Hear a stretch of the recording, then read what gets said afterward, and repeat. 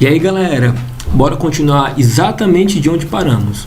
Pessoal, a gente parou na distribuição eletrônica. Moçada, o diagrama de Linus-Pauling ou o diagrama de distribuição eletrônica, como vocês podem ver na imagem ao lado, ele está em ordem crescente de energia. Então, toda vida que a gente coloca os elétrons desta maneira, 1s2, 2s2, 2p6, 3s2, 3p6, 4s2, depois do 3d10, a gente sempre está fazendo essa distribuição eletrônica em ordem crescente de energia, ou seja, de um valor menos energético para o mais energético. Para a gente saber a quantidade de energia, a energia ela é igual ao nível mais o subnível.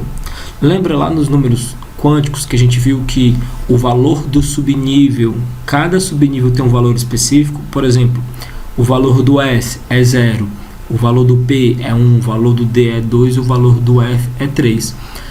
Exemplificando, nós temos aí o 4s2, como vocês podem ver, ele está na camada N, ou seja, ele é da quarta camada, e o 3d10 ele é da terceira camada.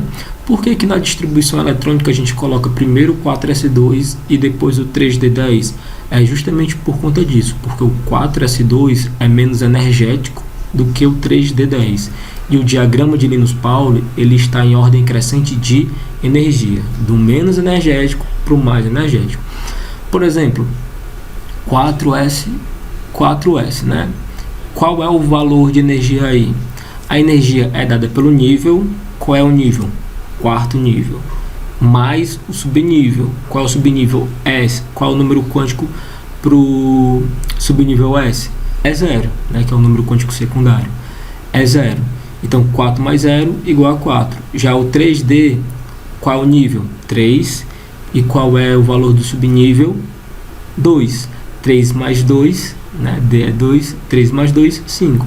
Ou seja, o subnível 3D, né? O subnível com nível é mais energético do que o 4S. É por isso que vem depois. E a partir daí, nós temos a distribuição eletrônica em ordem crescente de energia. Ou seja, do menos energético para o mais energético. Como vocês podem ver na imagem ao lado, nós temos aí a camada K, L, M, N, O, P, Q, 7 níveis, 7 camadas, tá bom? Cada linha horizontal é uma camada, tá certo? E só lembrando para vocês, no subnível S, o máximo são 2 elétrons, no subnível P, o máximo são 6 elétrons, e no subnível D, no máximo são 10 elétrons, e no subnível F, no máximo são 14 elétrons. Bora aqui para a prática um pouquinho. Pronto.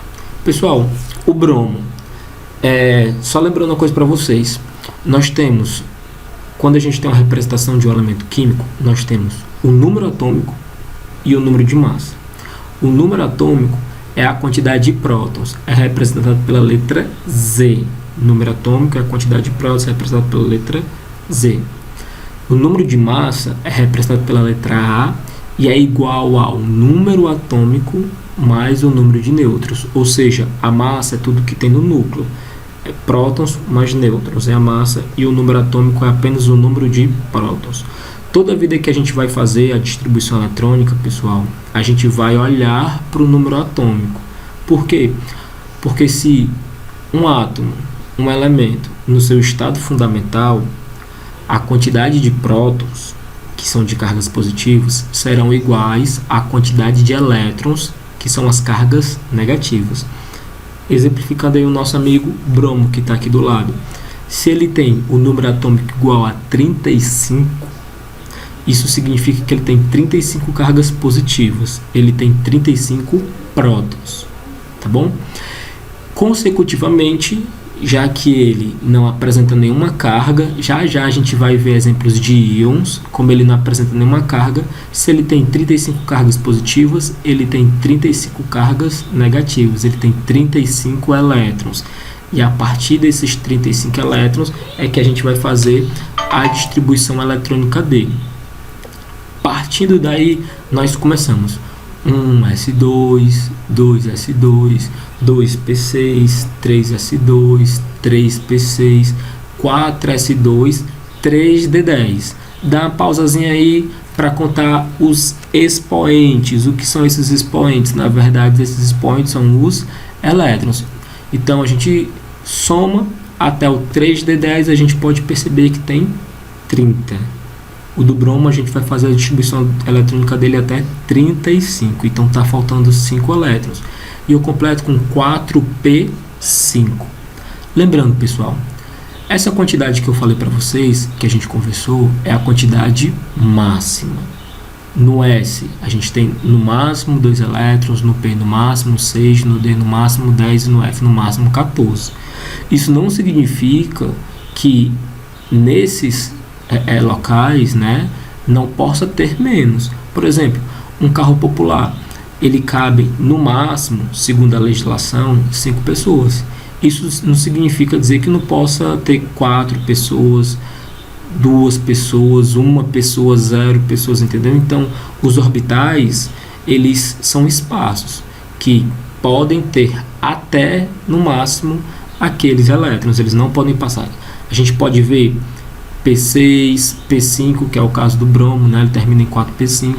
P5, P4, P3, P2, P1, mas jamais a gente vai ver P7, P8, P10, jamais vai ultrapassar a quantidade máxima, tá bom? Depois que a gente fez a distribuição eletrônica, eu vou fazer com vocês a distribuição em camadas. Sempre, pessoal, esse número da frente aí, ele representa o número quântico principal, que é representado pela letra N.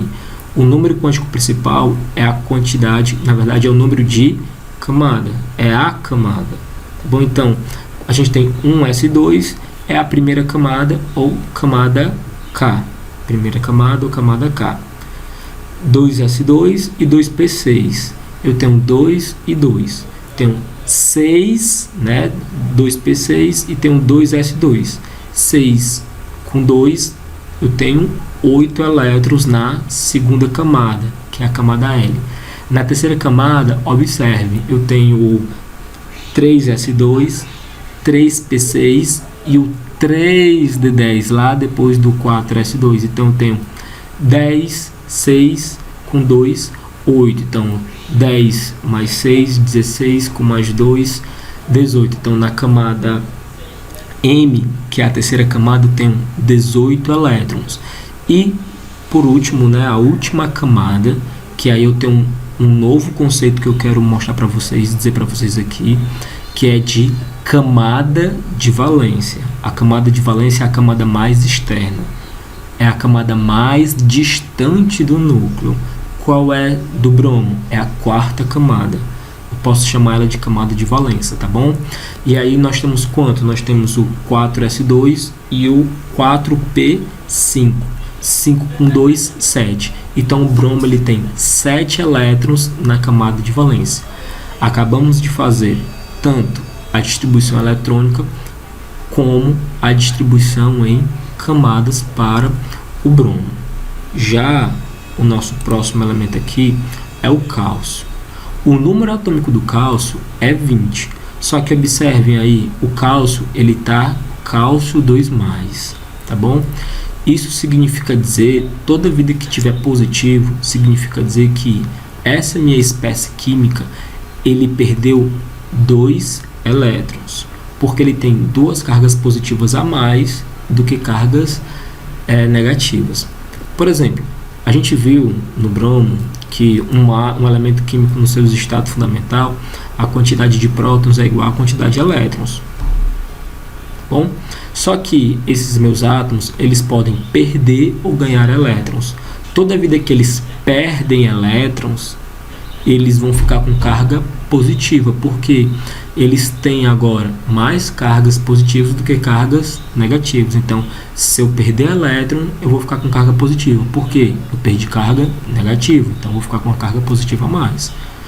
Toda vida que uma espécie química perde elétrons e fica com carga positiva, eu chamo ele de cátion, são os cátions. Aí, no caso, o meu cálcio 2+ é um cátion bivalente. Por quê? Porque ele perdeu 2 elétrons, ele está com 2 cargas positivas. Já já eu falo dos anos para vocês. E aí, galera, o número atômico do cálcio é 20. Mas como ele perdeu 2 elétrons, agora significa dizer que ele só tem 18 elétrons. Então faça a distribuição eletrônica, a configuração eletrônica igual a 18. Eu começo 1s2, 2s2, 2p6, 3s2, 3p6. Para aí no p6. Eu não vou colocar o 4s2 não, porque ele acabou de perder esses 2 elétrons. Para o meu cálcio, a camada de valência, como ele perdeu os 2 elétrons, deixa de ser a quarta camada. Para esse meu cálcio aí, para esse meu cátion bivalente, deixa de ser a quarta camada, porque está desocupada, e a camada de valência passa a ser a terceira camada, que no caso desse cátion aí, do cálcio, está com 8 elétrons. 3s2 e 3p6, 2 com 6, 8 elétrons, tá bom? Já para o oxigênio, o número atômico do oxigênio é igual a 8. Só que vocês conseguem observar aqui ao lado que esse meu oxigênio ele acabou ganhando 2 elétrons. Se ele ganhou 2 elétrons, agora ele não tem mais 8 elétrons, ele passa até 10 elétrons. Por quê, pessoal?